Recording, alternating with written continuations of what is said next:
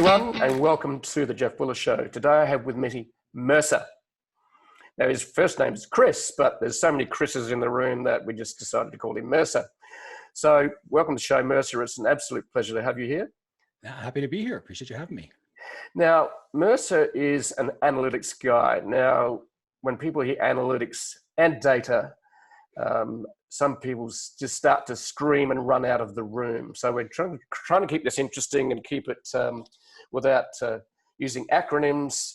I have a term about acronyms. It's called, if you see an acronym, shoot it, because it's industry speak, all right? Fair point, exactly, yeah. Yeah, so, we're going to have and he's a founder of measurementmarketing.io. I'm going to dive into that a little bit. Mercer started his career in radio advertising. Radio still exists today, thank God. It's morphing and evolving into splintering into things like podcasts. So, and here we are, we're on a podcast, and this will be turned into a YouTube video as well. So it's a brave new world, and Mercer's going to explain a little bit about his challenges and opportunities as a business owner in this digital world. Running a virtual team, we're going to dive in a little bit about that as well, I think. And we're going to find out what Measurement Marketing IO does. So, Chris, what got you into this industry? And I believe you started in radio advertising. So how did you get into radio advertising? I did. It's a long, sorted, twisted tale. But radio was my first job, just because I quite literally would have people come up to me and say, "Oh, with a voice, you got this great voice. You should go into radio." You do. I walked into this radio station. This is literally what happened. I walked into a radio station that I just knew, that saw them, they were there, and I was like, "Hey," they're like, "Can I help you?" I was like, "Yeah, I need to know how do you become a DJ?" And they're like, "Why do you ask?" And I told them that, well, because people say I should be a DJ because of my voice. And they're like, "Well, I guess you have a tape." I'm like, "No, I have no idea what that is." They're like, "Well, come and make a tape." So I did, which is just reading commercials. I read a few commercials. They were like, "We're going to make room for you." And the rest was history. So I thought. Then I met the salespeople in the radio station. So you had DJs, which was like the fun part of radio, but it does not make a lot of money unless you're at the very tippy top, sort of Howard Stern level. The rest doesn't make a whole lot. And then there was the salespeople that were actually making the dollars. And that's where I was like, I started kind of looking at, how do I do that? Like, that seems like that will get me paid a little faster. And I started learning sales. And my first job in sales, the guy was like, "Well, I don't, do you have any experience?" But no, I don't have any experience. He's like, this is the general manager at the time. So this is so old school, but it was perfect. Gives me a phone book for those pre-internet. This was the internet printed on paper, essentially, like Google, but on paper. And so it gives me a phone book, and he's like, "All right, you're going to make up holiday PSAs, like public service announcements. It's like, hey, don't drink and drive this holiday season, brought to you by ABC Lawyer," right? Something like that. Make up the script, produce the commercials, sell the packages. Here's your prospect list, gives me the phone book. So I would be DJ, for my shift. And then later that day I would come down and I'd work for 100% commission. And the goal was I would split everything 50-50. So what happened is I sold so much that 50%, it was cheaper for him just to hire me as a salesperson, which he did. So that's how I got into sales. And that's where I started really having this cool combination of learning copy, because it brought into marketing, because I wrote scripts. Like, as a salesperson, you would write the scripts for your client. So I had to write a script that would convert. I had to produce the script. I had to measure the results. Like, in a lot of ways, it was really foreshadowing much of what we do now, except it was just a lot harder to do it because there was no pixel that could be fired or anything that reported back to the mothership or anything that we have now as digital marketers. But that's where I cut my teeth. I kind of learned all that stuff there. And then I really started to understand. I moved very quickly into sales management and started really just appreciating and learning sales in general, how to manage a sales team, how to train the sales team, managing the pipeline of sales, predicting out your sales, making sure that you hit budgets, all of that stuff. So I got very much into the numbers at that point. So I've got this sales and marketing spin with, now I'm getting numbers because that's how you manage a team. And then, long story short, I figured, I've been through corporate America a bunch of different ways. I was in, at the time, in a recruiting firm and running a couple of branches for them. And it was okay. It was good, but it was just to the point where I realized, like, I just don't want to keep doing this anymore. And there's this new thing called the internet that I heard people also create businesses on. And so I tried to do that. And it was like, all right, so we kind of did it the old fashioned way. My wife and I saved up a bunch of money, 6 months worth of savings. We moved from New York, where we were at the time. We both quit our 6-figure corporate jobs and we moved down to Austin. We had 6 months. And it was like, create a website, get it working, make it profitable so that we can keep going. And that's been 10 years now, 10, 11 years since that. So I started, my first site was a WordPress site. That was a membership site to show people how to build WordPress sites. That led to people saying, hey, why don't you just build my site for me? So I had to learn outsourcing because I did some of it, but I wanted to expand that. And then I realized, well, everybody builds websites for WordPress. Like, how do I differentiate ourselves? And so it was like, okay, conversion rate optimization, because that was kind of new. Everyone was just building sites before. Now they were actually starting to improve the results of the sites to optimize the conversion rate. So we said, okay, we'll build your site and then optimize the conversion rate. And then here's where kind of our future really took a turn, is because in order to optimize a conversion rate, you must first measure that conversion rate. Enter Google Analytics and tools like that. So we started using Google Analytics. The thing that I didn't realize is I went a little deeper down how to set it up than most other people even knew was possible. So we would set it up for our clients and say, okay, by the way, this is how you manage your forms, and here's a goal, and here's how you know which traffic source is causing leads and which traffic sources causes sales. Here's how you know how to tweak your traffic sources, blah, blah, blah, blah. We just thought everybody did that. But very quickly realized nobody did that with their numbers. They just didn't know how to do that. And so we started having client referrals that instead of referring us people to build websites, it was, hey, can you show us how to do that with our analytics? And that's when we decided to switch and really move into what is now measurementmarketing.io to help people learn how to use tools like Google Analytics and Tag Manager and Data Studio. They're all free. They're not that hard to use as long as you have a proper framework. And now marketers can know their numbers and know ultimately how to grow the numbers. And that's what brings us here. Cool. So how did you sound like you built WordPress sites, you dived into Google Analytics. So did you do any technical training, or you just learnt by doing? Most of it was learning by doing, but a lot of technical training in terms of using Google, right? So you Google stuff. I would, of course, buy somebody's course if I could, if it was out there. Back in the day, there just wasn't a lot that was out there. It was like analytics was a thing, and people thought they were setting it up by putting the code on the pages, and they would just sort of jump in Google Analytics. Maybe you've done that before too, where you jump in, you look at a tool like that, you see a bunch of reports, your eyes kind of glaze over. You're like, nothing means anything. I'm just going to come back and figure this out in a couple of years. And that's what a lot of people do. What we realized is that it needs to be set up. You have to take certain steps inside of it. And then when you set it up properly, it's like all of a sudden it starts reading like a storybook in a very real way. And you can see the story of how your users are interacting with your website, and if they're interacting the way you want them to, and what actions you can take to improve things. And it's a phenomenal tool at that point. So we started with, understanding that we had that need. There wasn't a lot of stuff out there. So it was a lot of Googling and asking questions and bumping into walls until we figured it out. Then it was just a matter of, okay, how do we teach this so it's simpler so that, quote unquote, normal people that aren't numbers people can do this stuff. Okay. So let's step back a little bit in terms of learning and doing online courses and everything. So in your radio advertising days, you said that you learned how to write copy, then learned how to, about getting leads and sales, learning sales, how to write copy. How did you teach yourself that back, and that would have been almost online courses days. So, for sure. So how did you learn those skills? Sales, marketing? Books. Yeah. Before there was Google, there was books. And so you would buy books on sales, right? I've heard of books. Yeah. Also very much like the internet, but just very limited. It's kind of like a really long blog. That's what a book is nowadays, but print it out. And it doesn't get updated ever. You have to buy a new copy every time. Well, my son goes to, said, he wants to learn something. He YouTubes it all the time. It's like nowadays you can.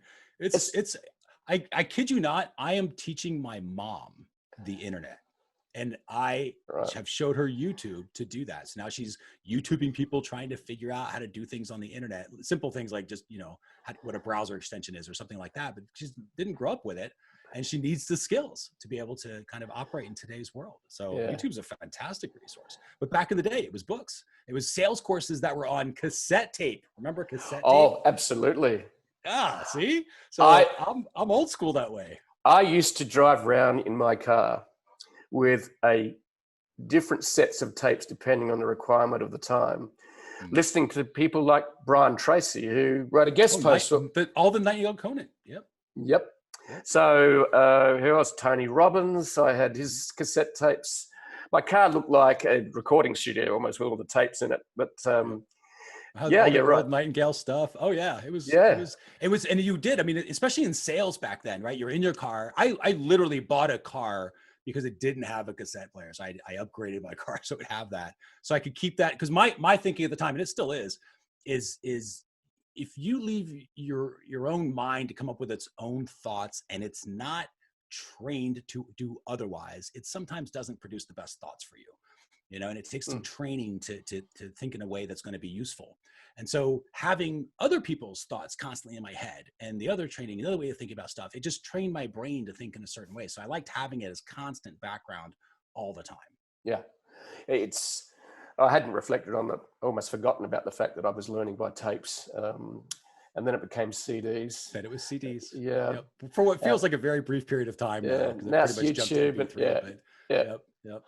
Now it's YouTube and it's podcasts and it's online courses. And but still, I fell in love with books at the age of 5 when I discovered reading. And I used to, there was the 8 o'clock turn off the light rule at home when I was young. And as soon as the house went quiet, I turned on my lamp, put underneath my bed, pulled out my book, and read quietly till I fell asleep, quite often waking up in the morning with the lamp almost burning my arm that was next to me as I'd fallen asleep with a book next to me. So I fell in love with books, still do. Then I started to blog and started writing, and then fell in love with words and word wrangling. So yeah, learning is still much the same. It's just the medium and the media that's changed now. And I start to remind myself, because I'm a bit of an older generation, but I think I've got a young heart, is that I'm going to go, all I have to do is YouTube that to find out what to do. Because that's the thinking. Whereas the younger generation, that's their first thought, I'll YouTube it. And I'm still trying to teach my mum how to send a text, but she does know how to do FaceTime, which is really cool. There you go. That's great. But most of the time it's accidental, so that's fine. It's a start. But yeah, learning, it fascinates me, and I suppose there's a certain reason why my university degree was teaching. So I became a secondary high school teacher. But about 30 years later, I changed that teaching to online through the blog. So I used to teach accelerated learning back in the day. So kind of the speed reading and advanced note-taking skills and that sort of stuff. It was, I agree with you on the book thing. Cause I remember when I was a kid opening a book, it was like, and I didn't do a lot of fiction reading. I just never got into fiction reading. Occasionally I would, mostly if I had to because of a school assignment or something, and I enjoyed it. But I really liked nonfiction because it was that idea of like, now I have a capacity, a skill that I did not even know was a thing. And not only do I know it's a thing now, but I know kind of how to use it, how to practice it, and how to improve the world around me, right? Improve my environment because of that. And having that, like, there's things you can't unsee anymore. That light bulb moment going off, going, oh, that's never, okay, I'm going to say it like this now. Oh, that's why that happened. I'm going to avoid doing that now, and it just helps you navigate through life a lot. And I just remember that feeling over and over and over again with books. So I can absolutely relate to that. Yeah, I start my day reading before meditating. Do 20 minutes of meditating, but I'm reading Joseph Campbell's Hero with 1,000 Faces at the moment. And it goes back to myths and storytelling and how embedded they are for millennia in the human psyche, and reading and then diving into his really incredibly beautiful insights about myths in religion, myths in community, myths through fairy tales. It's primal, because it just gets to the heart of what it is to be human. And humans wrote stories to try and make sense of the world, and wrote myths and created them.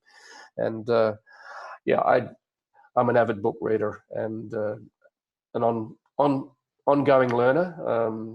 And especially in today's age where everything changes so quickly, and I wish sometimes it'd just slow down.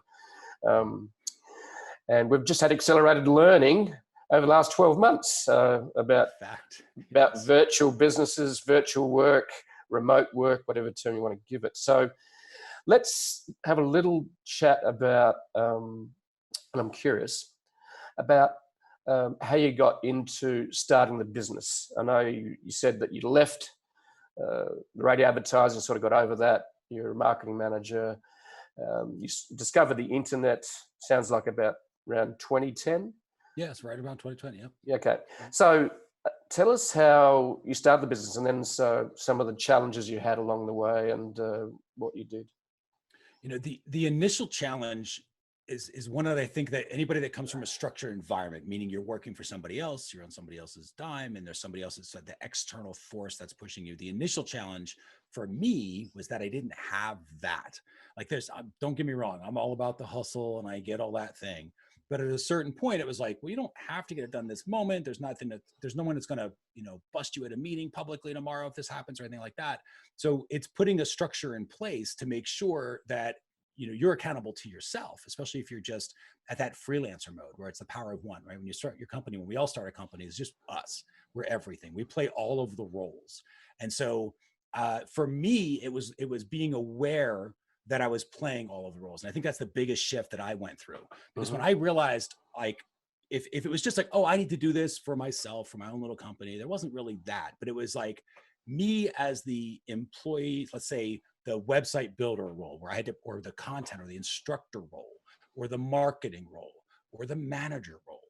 And I would start to flip roles in my head where I'm like, okay, the manager role of me is assigning this in Asana right now, or whatever the project management thing we were using back then, is assigning this task to the marketer version of me so that I send traffic to the site. The manager part of me is assigning this task to the instructor role so that I can get this done. And for me, I had to structure it like that so that, one, I could get the job done and it made sense, right? There was just this little structure that I was familiar with. But two, because it very quickly made me aware of all the roles. And that meant I needed to, now that I could see all those different roles that I was filling, I could work toward building the company and making that switch. Because, at the end of the day, a lot of entrepreneurs, I think, join the thing because they like making candles. And so I'm going to be a candle store. And then they start making candles. And then they realize, oh my gosh, like I have candles and I'm a janitor and I'm an accountant and I have to do the marketing. And now you're in a business owner, and it's different. There's a big difference between those two. So when I saw all the roles that I was filling, I went to work to add team members and then replace my roles in the company where I could. And so that role model has really been the biggest thing that I learned the earliest to help me kind of move things forward. Yeah, that's very cool. And it is a challenge for all of us when we start. I had to try and put together a WordPress site, wrangled that very badly, but at least it was up, it was live, how to do a domain name, get that link to WordPress. There's a lot of moving parts, especially if you're not that technical, and I'm not that technical. And then, yep, you're right, you've got to sell this stuff, or how do I make money out of this? So what was your aha moment? Was there sort of like a intersection of both experience, expertise, doing what you love? Was that an intersection that drove you to an aha moment? And did you get one of those, or you just went, I think it's the internet, it's going to be the future? The thing that led me, so this is a true story. So how I won't say I figured out the internet was going to be a thing.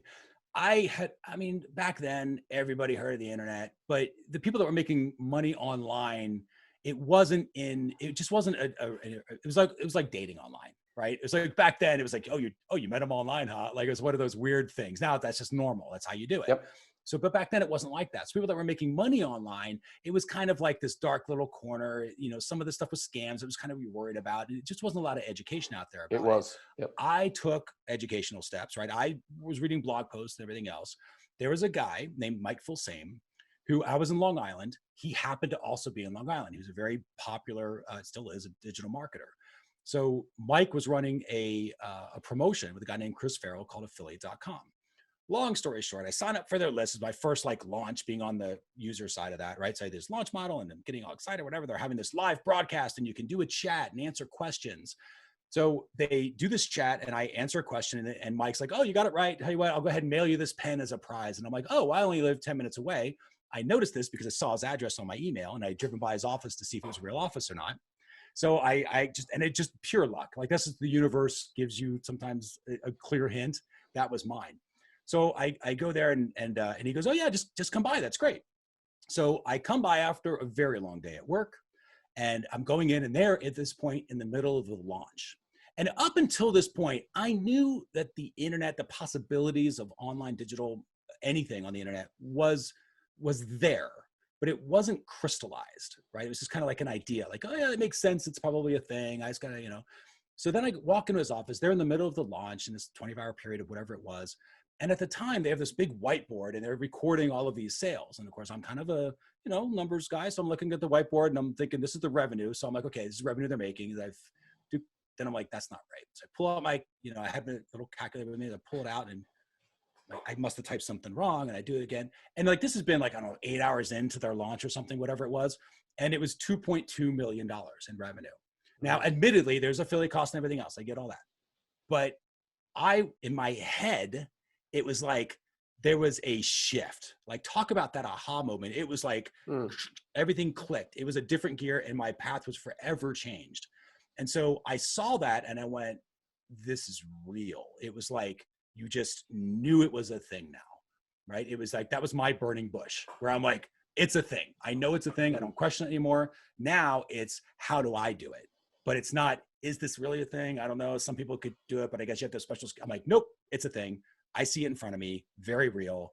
Now it's go that direction and figure out how to do that. And that's what led me. That was the shift. That was the biggest aha moment I've ever had in my entire life. And it was like, just a gear. My brain it forever changed. Like I could almost physically feel it just going, oop, now you look at the world like this now. It was just, and it's never changed. I've been, forever grateful to him and his team for that moment. I have heard of Mike. I see him in dispatches quite a lot. But what's really interesting, and the reason I asked you, was there an aha moment? In fact, I'm going to ask this question a lot more. Steven Spielberg says that the opportunity or your purpose in the world will turn up as a whisper. It will not shout at you. And I think, for you, it's maybe a little louder than a whisper, but you still acted on it, which is really cool. That's 100% right. It's the action. That was the key. And keep in mind, I could have not showed up to that chat room. Like, I saw the email address, and I could have been like, maybe there's just a PO box. I don't have to drive by that. And to your point, I think that was the whisper, right? It was seeing his email address, his address at the bottom of his emails, and seeing that and going like, oh, that's maybe we should drive by and see if that's a real office location or not. Yeah. I could have just gone, it's a PO box. I'm not even gonna worry about it, and just discounted that. I could have not listened to that little gentle whisper. I could have not signed up for the list, right? As opposed to going, oh, this is something that, maybe you should take a look at. And what was cool, because I think you're right, it is that big aha, the big obvious win that happened for me would not have been a possibility had I not listened to the tiny whispers. And I think that's where the real courage of action takes place, where you go, there's lots of logical reasons that I can tell people that I didn't take that action. They'd be like, well, that makes total sense. But you did it anyway, because there was just something there where you were like, I don't know, it just feels like I need to do it. And you do it. And you take that little leap, which leads to a bigger leap, which gives you the obvious win, where everyone goes, well, of course you made it in this level. And it's like, no, it's because of all this other stuff that led to that. Brilliant. Yeah. When we were talking before we hit the record button here, I was mentioning that in the middle of reading Joseph Campbell's A Hero with 1,000 Faces, which in other words, there's thousands of heroes out there that you answered a call. That call was to do what you're doing today. Mm-hmm. And then the next step is part of the hero's journey, which has been used in, I think, all the top 10 Hollywood movies of all time. They're all using Joseph Campbell's story arc, the hero's journey. The next step is crossing the threshold. And that's what you did too. You stepped into the unknown. It would have been a different world to what you're used to, I'm sure. Mm-hmm. So, hats off to you and to everyone that does answer the call and then cross the threshold, because it's an unknown. And some of the stories he uses too, as an example, is that Christopher Columbus sailed to America with a crew that he had to drive as children, because they had a medieval mind where they thought they were going to go out on this ocean that they couldn't see the end of. And at that time, the belief was that you went over the edge of the world. Right. So they were going to the unknown, and it's really fascinating how myths and stories get back to the reality of how we live life as human beings. So you crossed the threshold, you've started. So what was some of the challenges for you? So the biggest challenge was, that first realizing that it's bigger than me, that I have to act as if a little bit and realize like, I'm not just a one person show, even if in all measurable ways you are. So I split up my head, say, I'm not a one person show. I'm a staff of 10 people, 10 different roles working in this company. And I'm sort of hopscotching my way through them all, but that's where I am. Right? That's what I'm doing. And maybe they're not all full-time jobs because it's a tiny little company. It doesn't need full-time people in those roles. But that was the first mental shift I did. And then it was a matter of working to bring people on board into the company and realizing the second you hire your first person that you've really hired two, because what's happened is you hire them and then you hire their boss, which is you. And you now need to really learn how to train and manage. And there's all these other roles that you didn't know were there, in addition to all the other stuff that we were just doing. And so there was this concept of, okay, I got to, figure out how to do the training and understand that in the beginning, they might be half as good as I am at the actual thing I need them to do. But I'm not hiring them for their performance today. I'm hiring them for their performance tomorrow and next month and next year. And so I invest in them so that ultimately they can take it much, much further than I ever could. Like when I hired my first video editor, I used to do all the videos for the courses myself. I hired him. He was doing the videos. He was doing them about like I was doing them. And then I could go to him and say, well, how would you improve this? And he's like, oh, I would do this or I would do that. And then he took the editor and just did stuff with it that I would never even know the editor could do. So now he's obviously in charge of the video editing. I don't have to worry about it anymore. And the company now, as a whole, the company has a better skill set in terms of how to edit videos because of that, right? Because I was allowing that to go forward. So I think that was the biggest lesson for me in terms of expanding the company, is realizing every time I hire somebody, I'm hiring two. I'm hiring them and their trainer. Now I'm doing it at a different level. I'm hiring them and their trainer, but the person, one of my staff is probably training at this point because we're building that next level down. But I still think like that. Like I know that I'm going to handicap this person a little bit. They're going to be slowed down from their normal job because they're training somebody that's going to help them out. But that department will net bigger gains in, let's say, 13 to 16 weeks. And that's why I'm taking the action I'm taking. I'm always kind of playing that medium to long-term game. I'm not trying to solve a problem I have today. I'm trying to solve a problem and steer the ship through things that I can see 6 months out. And that's why I build the team that way. So who was your first hire? It was a writer. So it was, I'd been to an online conference. Sorry, not an online conference. I'm just used to saying online conference now because that's what they all are. I was at a live conference, which used to exist back in the day, where there were people all in the room together and no one wore masks. It was fascinating. So I was in this room and there was a guy talking about outsourcing, which I had never really heard of at that time. It was just me. And he was like, oh yeah, there's outsourcing. You can use the Philippines and here's some benefits to it. And he had this website. So I went to his website, learned about it, posted a job, hired somebody. It was not a lot. It was fortunate. It was a few $100s a month at the time. And they could help to write posts that I didn't have time anymore to write because I was getting caught up in other stuff. And having that writer, that person to come in and talk to them and train them, that was the very first hire. Now that one, I would say was definitely more on my learning curve, right? Because I got some decent posts. I was happy. She stayed with us for quite a while. But it was my second hire, which is our video editor. That's the one. He's been with us now for 6 some odd years at this point, almost 7. And that one was where I was like, okay, I've kind of learned what I needed to learn now, and it's not just hire somebody to get some stuff done, but I didn't really have stuff, because sometimes you do that. You hire like the EA, the executive assistant, or the VA, the virtual assistant, but you don't really have a job for them. It's like, oh, they're going to help me out. But then you got to realize you have to create a job, a role where you define what they do. Like that's an additional thing you now have to do to get the thing done that you're trying to do in the first place. Yes. Right? And so with our video editor, I'd already learned that at this point. So I was like, okay, here's my videos. I understand how I do the videos. I know how to do the videos, not for me, so I can teach them to him. So now everything I did was the intention of teaching it to somebody else. And that has always been a thing with me. Anything that I do, even if I know I'm going to be doing it for a while, it is with the intention of eventually teaching it to somebody else, and ultimately so that they can teach it to somebody else, so that we can hire people in our company. And then as the organization grows, they can rise through the organization and fill underneath. Like that's kind of what our general flow has been. That's really interesting because with remote work, you can't stand around the edge of their desk and learn by popping around there. So one of the things that we're certainly exploring a lot more and is been interviewing some very interesting guests around the topic of remote work. Liam Martin and others. He has a community on remote work called Remote Running. But there's this real thing about documenting everything as you go.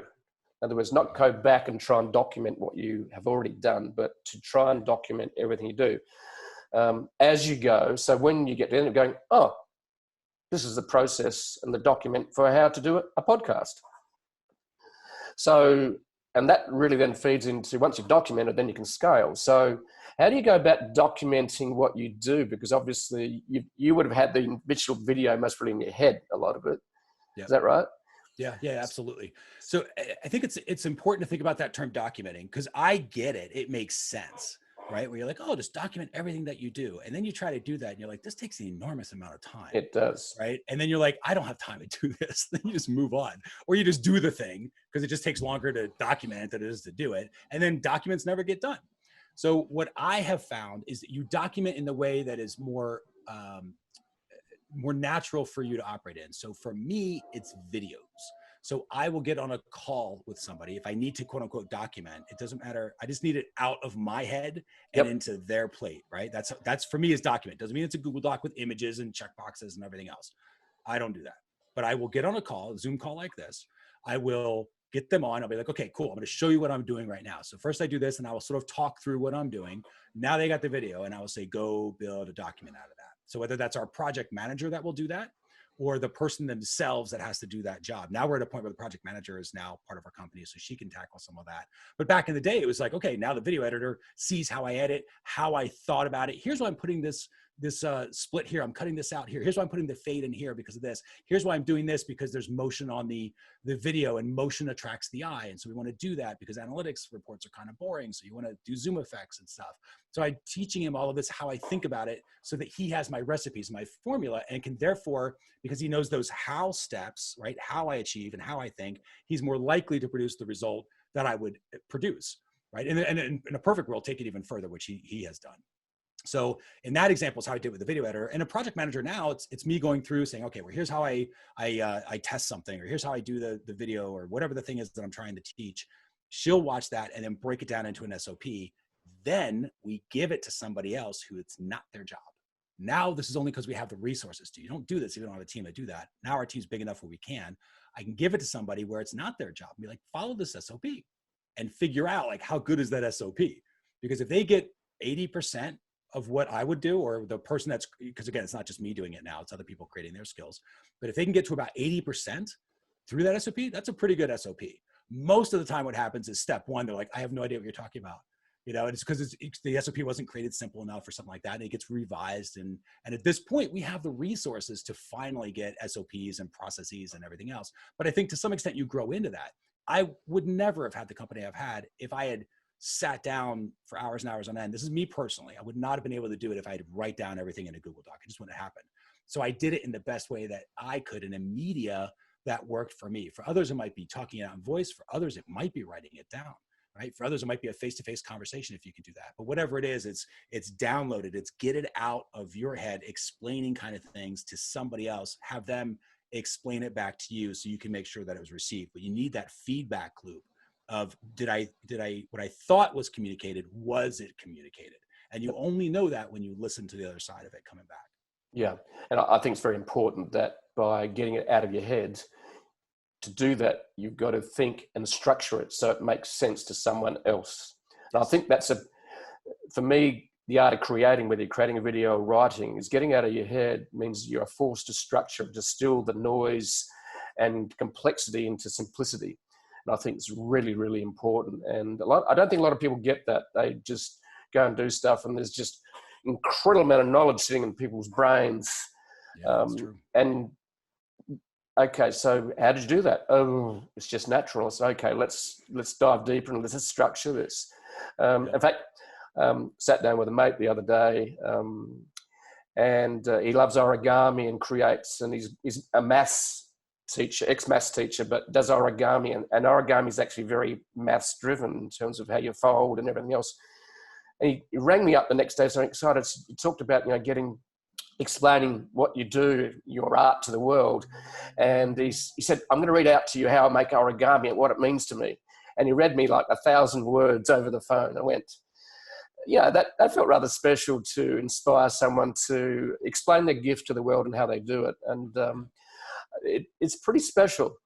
And the question also I had as you were talking there was, do you record those Zoom calls when you're training someone and explaining it? Yes, exactly. Yeah, and we do it on purpose. It's part of the plan because they need to review it later. I definitely don't expect that they're going to have it all, because a lot of times, especially if you're training a team member, it might be the first time they're sort of exposed to that new skill that you're training them on.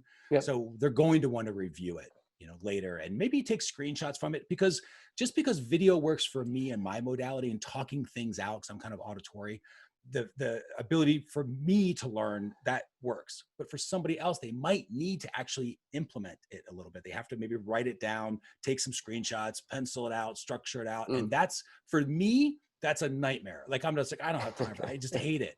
Right? Because I'm just not built like that. But for other people, they're like, I could never talk this thing and just talk through it like you do. It's impossible. I need to write it down and pencil it out and structure it and that energizes them. Whereas for me, it would just totally drain my batteries. For them, they love that. And that's what I think is another huge benefit of having people on the team, is you start getting all of those little DNA molecules, right? So things that energize me, like teaching, I can do all day long. Like I can talk for 24 hours a day if I'm teaching. But if they put me into like client invoices and sending out invoices, I will delay that forever. Because it's not that it's hard, it's just emails, but it's extremely boring and process driven. And my wife actually works with us. We hired her 4 years ago now, and she is the opposite of me. So you give me a whiteboard, I can pencil out ideas and then no problem. You give her a whiteboard, she will freak out. Does not like that. She needs a process. And it was it was a whole other conversation we can get into, like working with your spouse. But it was a huge lesson when I realized, because I'm just like, well, what do you mean you don't know how to? Just go figure it out, right? That's what I do. So of course other people should do that. She's not built that way. She needs a process. So when I learned, okay, create a process first, give her the process, and then she can execute on that process. Now clients get their invoices and have for years, right? Because she's doing it and she likes it. It's fine. For her, it's an energizing task, right? And she's taken that and still improved the process. So it's not like she's just stagnant leaving the process there. She's made it better over time, but she needed the steps, and that's what she's comfortable in. And I can go do what I need to go do. She can go do other stuff that she does. She works with as an example, email automation, like Infusionsoft. We use Infusionsoft. So she handles all of our campaign builds and everything else because it's very process driven. She does not come up with the campaigns, but when somebody else has planned it out, she builds it. Right. And so it's just another example of how everyone can use their special skills and their superpowers to help a company grow. Yeah, it's very interesting about modalities. And I think we've got to be very cognizant of that when we're teaching and also creating. And I prefer to read because I'm a fast reader. I can read about 1,000 words a minute. That's great. Yeah. So, and I learned that by listening to tapes and also doing a lot of it. But then my son, who's dyslexic, prefers video. There's other people just prefer. Other people like listen to podcasts to learn or audio bits. I think creating multimedia from one source is really important, and recording it. I think, and the other thing that's really interesting, and I've had conversations with others too, is asynchronous communication versus synchronous communication. At the moment, we're having asynchronous communication because we're backwards and forwards. It's a two-way conversation live that we are recording. But by recording a Zoom call when you're training someone else, you can put that on your site, put it in behind, login platform, and basically you can scale it as well. So asynchronous is where you record it, and then thousands of people can watch or learn from it.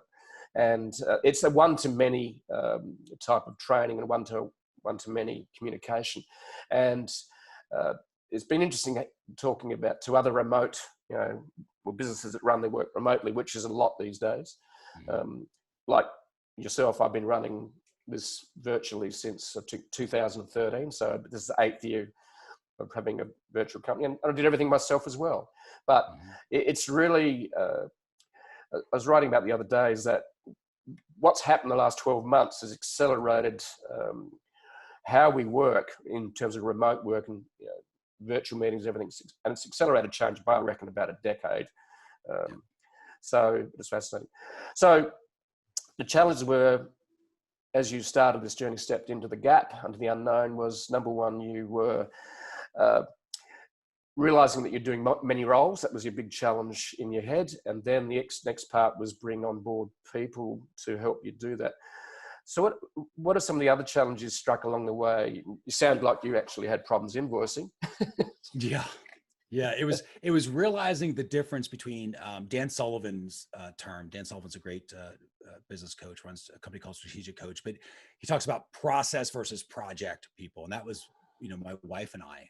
So I'm a project person, which means you can give me a whiteboard, I can come up with whatever. I can figure out something, I can create something from nothing. And I enjoy that. That fuels me, right? Where she is process driven. So she needs to have a process already predefined that she can walk through. She won't be able to create it on her own. Right. But she can then evolve it from there. So if you give me this is a brand new company, we have to come up with an invoicing system. Got you. No problem. I can do all that. But the fourth or fifth time that I'm running that system, and if it's not changed, it's a problem because I just won't do it because it's very process driven, which starts to demotivate me because there's no more creation involved, which is what I needed, right? That's what I need. So enter in her, she comes in, totally takes that over. So it's realizing that as an owner, and then also for my team members, that my job now, because my job as an owner, so there's, again, I say owner and it really shouldn't be, that should be investor and then a manager, right? So the investor is a person who just owns a company. Like I am an investor in Amazon, but they do not call me to ask me about anything, right? I just get my returns. And I am an investor in my own company, but I'm also the manager of the company, right? And so this manager role has to look down at the team, and they're looking at the floor, so to speak, and they're managing the different team members to make sure that everyone's in the right place and that everyone is doing an activity that is naturally going to energize them based upon who they are, right? Which is, so when we're hiring individuals, that's what we're looking for. We're looking for, okay, this particular role, like the video editor role, it's a certain amount of process to it, but there's a certain amount of creative problem solving that needs to happen because it is not easy to make an analytics video fun to watch, right? So they need a certain pattern and they need to be able to create some stuff. Yeah. And so that's what we hire for. We test for that. And I want to make sure that we're not going to trap him, because I remember this, like as much as I was good at sales, but I'll tell you a secret, man, I did not like sales. I was just good at it. And there's a big difference because for a decade or two, well, not quite two, but at least a decade, I trapped myself in some very high paying jobs, doing a job I did not like doing, but I made a lot of money doing it. This is a horrible way to live, right? Yeah. And so I wanted to, but I wasn't aware that I was doing it. I just didn't think there was another option. It's like, well, you got to make money. But then I realized there is a way. You can live your life in a way that is congruent for you, that exchanges the value that you have to give with others that need it, especially now, because the world is quite literally the market. So the much bigger market has ever been. So now it's just a matter of how do I exchange it in a way, doing it in a way that is congruent for me, that energizes me as I do it and delivers value that you will be willing to trade the value that you have, which is typically in the form of currency, right? So I'm trading the skills or the information, you're trading back currency and exchange, and we're both happy for it. And we've both grown up, right? To your point, it's not a zero sum game where I no longer have the value and you no longer have the value. Now we've exchanged it, we've built up, and we both have things as we continue to grow and, grow ourselves and grow the world. So I think that was a big lesson, is making sure that you're focused on things, not passion, because I think that's too much of a cliche nowadays. You got to be passionate about the thing. You got to kind of like it, like you should like it, but you don't have to be passionate about it. Like I don't wake up every day going, yeah, I get to teach people, but teaching people energizes me. So I don't mind teaching people. I like teaching people, but I also like a lot of other stuff, right? And so what I care about is that it energizes me, that at the end of the day, me doing it, I feel better. I might be exhausted, right? After a podcast like this, I might be exhausted and want to go watch TV and zone out for an hour, but I enjoy it. It energizes me. And I have this buzz that's going on when I'm doing it, right? As opposed to invoices, or SOPs, which will be a totally different feeling. I can do them, but man, I will not have the same sort of focus at all. And I won't be as good. Yeah, I'm the same. I hate doing the books. So guess what? I hired a bookkeeper, accountant. Oh, such a great feeling. It's such a great feeling. Yeah, and then I've got a tax accountant as well. So it's like, It's also a good I feeling. was going, yay. So I can focus on what I enjoy doing and what I'm better at rather than what I suck at, frankly. So, and I'm much more on the creative side than the process-driven side. So I certainly hire a lot more people that are more attention to detail, process-driven, and but interesting to hear about how you teach others through video and recording and asynchronous communication. So let's dive a little bit into measurementmarketing.io and what the business is and how that works. And so tell us about the sort of things you do at Measurement Marketing.io, what sort of clients you help, what sort of products and services, and interested to see what value you bring to this data-driven world we live in today, as opposed to, oh, impressions, that's lovely. What does that mean? TV and radio was sold on impressions, wasn't it? There's many times in radio, and this is literally how they would trade you. It was, hey, how did you go back to your client after selling like a $2,000 ad campaign for that month or whatever it was, and you go back to them and say, oh, well, I don't know how it worked. I didn't hear anybody say that they heard it on the radio or anything, like all the other tricks you're trying to do to figure out traffic attribute, what we now know is traffic attribution, right? To attribute the result to radio. And so the pitch was, oh, you didn't spend enough. You need to spend double the amount. And if you do double the amount, then you get the results. And so, yes, reach and impressions, I'm very familiar with that particular game. Now we are in this world where, there's pixels and everything else. It's kind of a really interesting time because we're kind of in the peak of that. And now it's about to go down, where you're not going to have visibility as a digital marketer into everything that you once had visibility into, right? The pixels, like there's browsers like Brave, there's things like GDPR and there's, different, and that's just going to get worse. Like, and I don't mean worse in like a bad way. I guess worse is probably the wrong word to use, but it will be more of that, not less. So there's going to be more laws coming down. There's going to be more tech changes. Apple's changing a big thing right now that Facebook's in a big tiff with them about. Google's changing a bunch of stuff. Everyone's changing stuff. That will continue. I promise you, that is not going away, and you're not going to be able to measure people at the level that you're currently measuring them. And that's okay. We don't really have to, because all we need to know is the trend. It's one of the things we have at Measurement Marketing.io is truth is in the trend, power is in the pattern.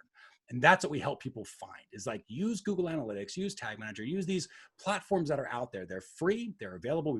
I personally like small businesses the most. We do work with corporations, which is great from time to time, but small businesses is for me where the action is, because I like getting my hands in it.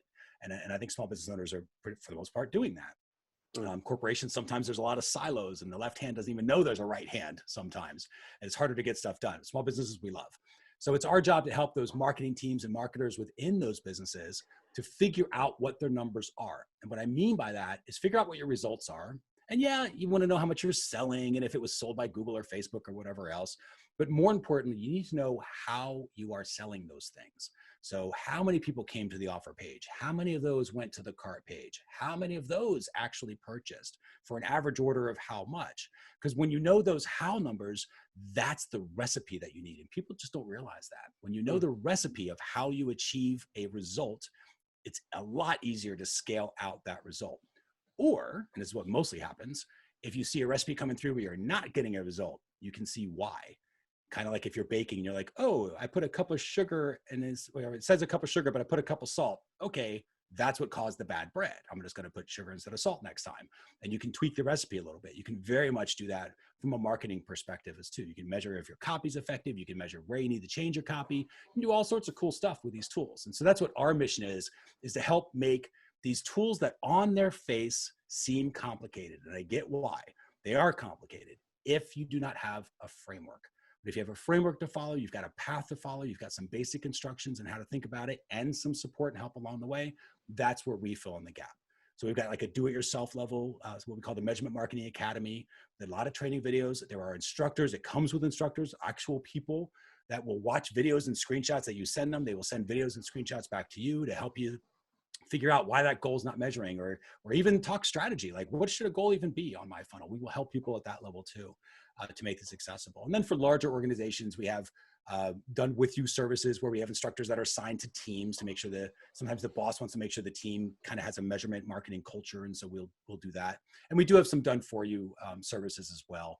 But we really think, I mean, personally, I would recommend having that skill, the idea of measurement and knowing what your results are, but more importantly, how you're getting those results, to have that skill in-house as much as you can. It should be part of your business culture, because when you know your how, you can affect the results, because the results themselves, we can't touch.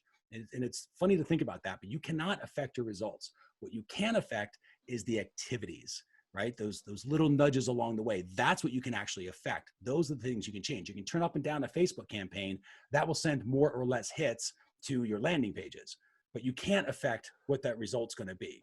But when you start to understand, oh, I can tweak the landing page a little bit, which will affect how more people get to the cart. I can tweak the cart a little bit, and that will affect more people that will buy, and that ultimately produces the result, right? But it's all those activities along the way that you can measure for and adjust, and that's kind of where we love helping people out. Yeah, it's interesting. You mentioned a term, lovely little phrase, the truths and the trends and the powers and the patterns. 100%. Can you explain what you mean by that? I sort of have a bit of an idea. Can you explain that term? Yeah, I think so. There's a lot of people. So for example, in Google Analytics, there's something called bounce rate. It's like the most famous metric in Google Analytics. Everybody knows bounce rate. And they're like, what's a good bounce rate? And it doesn't matter. There is no such thing as a good bounce rate. So what you do is you look at the trend. So instead of just knowing or conversion rate for that matter, if you don't say, oh, my conversion rate is 3% or 2%, there is no thing that's a static thing, right? Life just continues to move. And so what you're looking for is a trend that will tell you, okay, are your numbers kind of going like this, up and down, wildly left and right, and you can't predict anything? Chances are they're not. Chances are they're doing something like this. There's a little trend. And when you see that, you know how things are happening, right? And then you can look in your past information to see this, and you'll see this trend. The important thing about a trend is that it tends to continue. So with something like that, when you know your range of a conversion rate is in between here, I can then start saying things like, next week, here's how my results should look based on the trend. And then you can measure against it. So when you're in analytics, people think they need to look at the numbers and then just see a number and then leave with that. And it's not what you look for. You look at the trend, because one single number does not a truth make, but a bunch of them tied together starts to show you, okay, here's how things are operating. And that tells you how you can forecast the future. Yeah, it's very true. Like the challenge has been over the last year or two, I think with almost everyone, is organic SEO, as Google continues to tweak the algorithm as it does 500 or 600 times a year. Yes. Yes. And you don't know what that recipe is or recipes are. And certainly we noticed a trend down and organic. And so the only thing you can do is actually then put in place activities to reverse the trend, and then see, are you turning the dial? Are you making a difference? Is it still going down, or is it still going up? You'll see it exactly. Yeah, it's exactly right. And you'll see it. And that's an important shift, because I think a lot of people naturally will look at their numbers and they try to say like, oh, well, it's the popular question we get. How are people using our site? And the first thing I ask them every time is, well, how are they supposed to be using your site? Because they don't think to ask that. They're like, oh, we just want to know how users are using our site, or how users are using the blog. It's like, well, how are they supposed to be using the blog? And they all have blank faces at that point, because they've never thought about that question. But that's an important question. You don't just build a store and then throw a bunch of people inside the store and then see how they're using the store. And I mean that in a physical brick and mortar way. You would never do that. You plan it out. You say, I'm going to put the door here. Here's how people should come in the store. I'm going to put this display here. They're going to move around. There's a checkout's going to be over here. You think about the whole thing. You should be doing the same thing online. Just, it's so fast to get a website up. Sometimes people forget they should be doing that. But when you think about it and you say, okay, here's how my website should be working. Of the people that come to my homepage, 30% will go take my free lead service or whatever the thing is you're trying to get them to do. 20% will go learn about our products and services. 10% will contact me for more information. And 30, the rest of them are going to leave. When you know that's how the site operates, the important thing about, again, looking at the trend, when you know the trend, you can predict how it's going to operate next week. So if you send a bunch of traffic, that's what's going to happen. And you can measure against that to make sure that you're getting the results you need. Yeah. You mentioned another term before. You mentioned about that we're going to get less and less data now, and that's because of the new privacy laws like GDPR in Europe. Yes. We've also got an interesting case going on here in Australia where the government's going to Facebook and Google.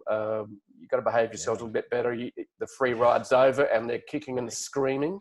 Right. And guess what? And the thing that gets me a little bit with Google, for example, is they now create snippets at top of Google search results that don't take you to the people that are producing the content. Right. They keep it to themselves. Right. Google used to say, do no evil. Now it's sort of flipped a little bit towards the other way.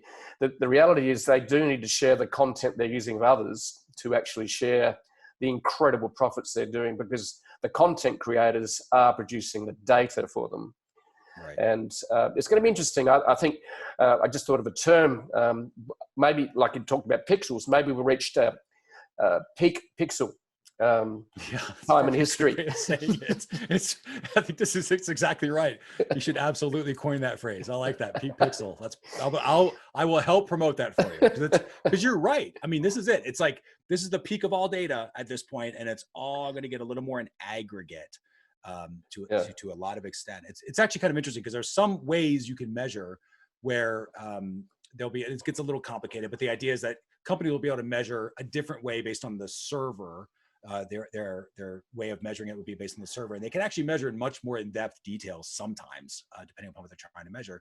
And yet at the same time, on the browser end, like Chrome or Safari, the browsers that people use to browse the internet, that probably won't be able to measure as many things as you once were. But I want to caution everybody, remember, this is what I cannot wait, is math will make a comeback, at least a little bit, this year, because we're so used to being able to have pixels everywhere and measure everybody, or at least think. That's never actually been true, but we've thought it was true. So we've thought we had this whole world of everything that's going on.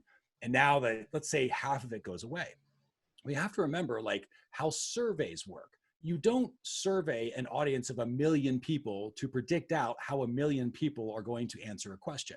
You survey 10,000 people or 15,000 people, and then that sample size allows you to predict the trend, right? You have a big enough sample size, you can predict the trend, because we are behavioral creatures and we follow patterns. It's my favorite part about humans, is we are innately predictable. It's amazing. It's great.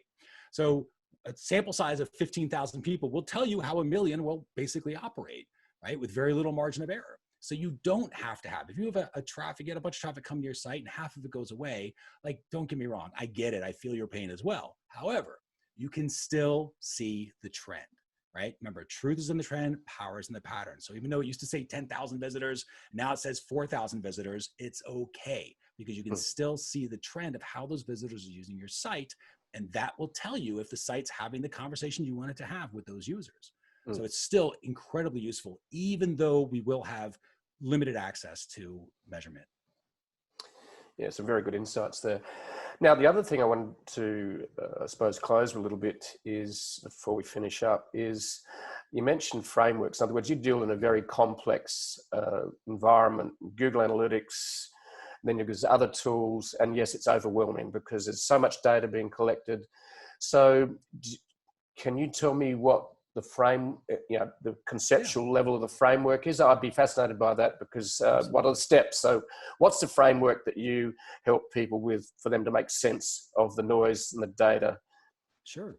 So the framework is really 5 steps. So the first is the thing that everybody skips, which is planning. So before you go into a tool like Google Analytics, you plan ahead a little bit. And that is, I'm going to give you an acronym. I know you love them. KIA. So QIA is really all this is. So it's question. What question do I want to get an answer to? That's the first thing you need to think about when you're planning it out. Second, what information do I need to collect to get that answer? Third, and this is the most important part of that process, what action will I take based upon the answer? So for example, before you go into analytics, you say, well, I want to know what my opt-in rate is. Okay, what will I need to know? I will need to know the number of people who saw my opt-in page. I will need to know the number of people who saw my thank you page, the after page, so I can figure out my conversion rate. Okay, cool. Now I have my question. I've got my information. Now, again, before I go into analytics, what will I do if that answer is, let's say, less than 25%? Well, in that case, I'm going to go back to the page and maybe look at the traffic source, because it should be converting between 25 and 35%. So I'm going to work on the targeting of the ad or the offer on the page. What if it's higher than 35%? Well, in that case, I'm going to look to see if I can scale the traffic source a little bit and get more traffic to that opt-in, because it seems to be working pretty well. Okay, planning done. Now we build. We go into Google Analytics. So if you're not using Google Analytics, set it up. Make sure those pages are being collected so you can see how many users are on the landing page, how many users are on the thank you page. So now you've got your build and you've used those tools. Then you go into the reports, right? Google Analytics, that's where everybody starts. They start at the reports and they've skipped those 2 steps normally. So you go into the reports and you look at analytics. How many users saw the landing page or the opt-in page? How many, 100. How many people saw the thank you page? 30. Okay, I've got a 30% conversion rate. Now that you see that in your reporting stage, right? So we've done planning, building, and reporting. Now that you have your answer, you go take the actions that you said you were going to take in the planning stage. Now, again, between 30 and 35, the answer might be, okay, it's where I want it to be. It's a matter of scaling. Let's just go get more of that traffic because it's doing where I need it to do. And then if it's not, you optimize either direction. So planning, building, and reporting are the first 3 steps. The fourth one is one that almost no one does, but is the most powerful one, and that is forecasting. So if you know that your conversion rate is between 25 and 35%, and that's what it's been, because that's been the trend, right? You've got a pattern of 25 to 35%. Remember, truth is in the trend, power is in the pattern. So if you know that's what's going to happen, you can predict out, you can forecast out and say, next week, my opt-in rate should be this.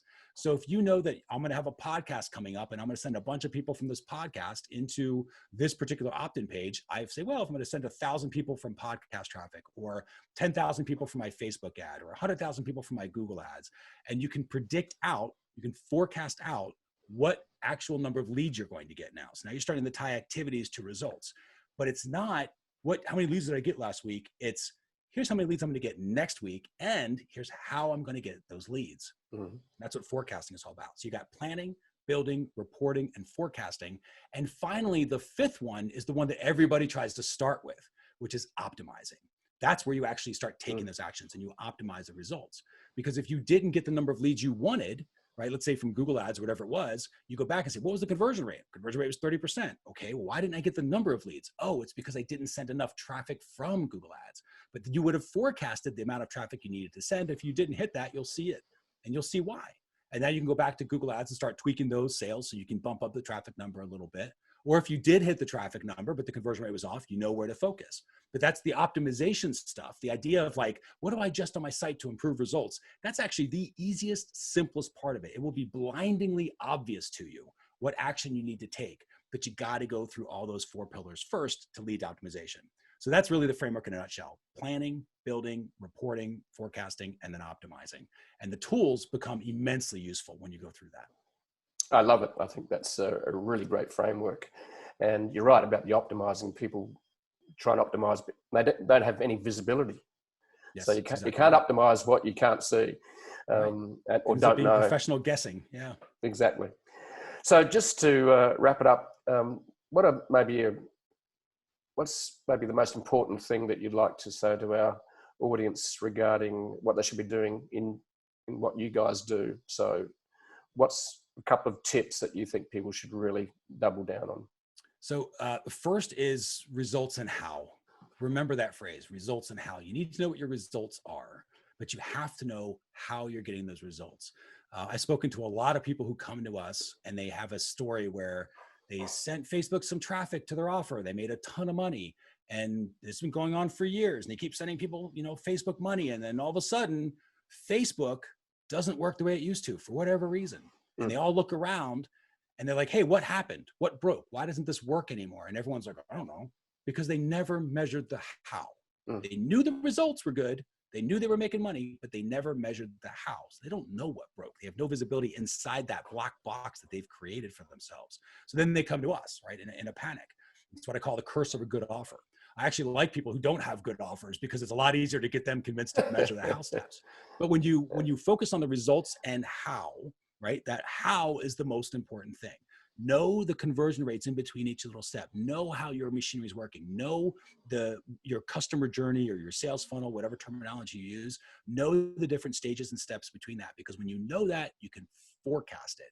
And that's how you can start predict out and start to make plans 6 months out for your business. Like for myself, I forecast our revenue out a year and I do it a week at a time. So I have the entire year, we're recording this in February 2021. I have the entire year through December by week based on activities, how many landing page views we're going to have, how many cart page views.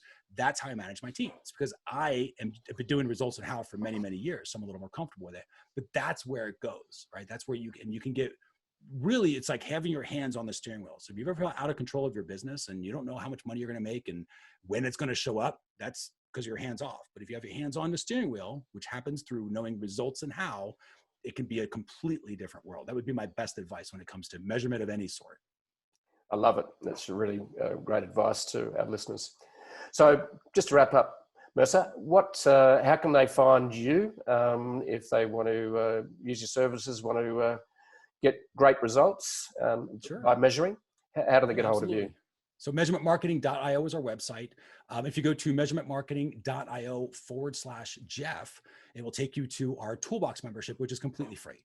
So you can get into the toolbox. It's called the Measurement Marketers Toolbox. There's about 40 some odd tools that are back there. It's kind of our way of giving back to the community. There's a traffic tracking toolkit. There's a dashboard planner. There's ways to think about all this strategy stuff that I've been talking about with you here today. So all of that's free, and it also has weekly training videos to help you kind of get started, so you can get a feel for everything before you decide if you wanted to, move into something a little bit higher. But that's what I would do: measurementmarketing.io/Jeff. Perfect. Thank you very much, Mercer. It's been an absolute pleasure to chat to you from Austin, Texas, from here in Sydney, Australia. And I never take this tech for granted. Here we are, high definition, audio, video, and it's recorded, and then we can share this with the world. And thank you for sharing your gifts and your experiences with the world. It's very much appreciated. And look forward to catching up look forward to catching up in real life in Austin, Texas. So I've never visited. I've always wanted to go. So I have heard it. Yeah. So great to have you on the show, Mercer. Thank you. I appreciate it.